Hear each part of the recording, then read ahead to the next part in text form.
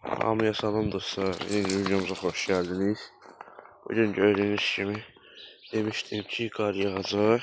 Yani demiştim ki kar yağacak.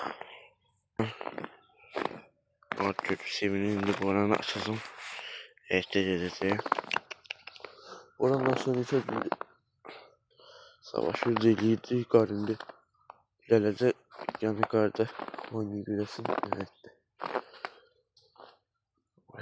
Dostlar çok yaxşı yağıb qar. Akşam şahtam oldu. Kar da yağdı üstünde. Qəşəng qaldı qar. Hələ yağır qar. Gördüğünüz gibi boran.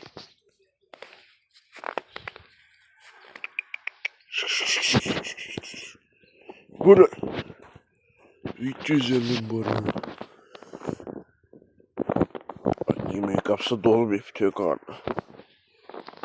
Sen kardan adam bir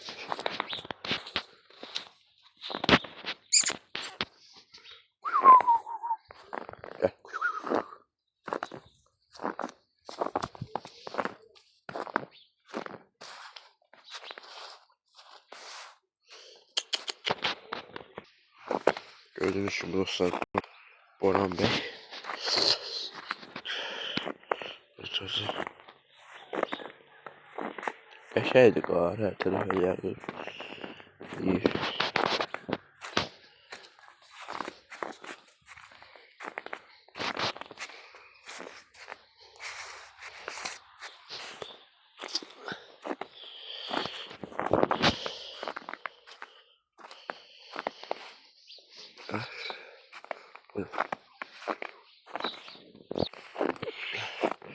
Bura. Bura. Bura. Bura. Boran. Gördüğünüz gibi Boran. Boran Bey. Güzelim Boran. Güzelim Boran.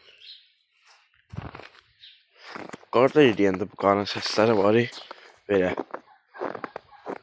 Adama ləzzət verir, inansan. Ləzzət verir adama.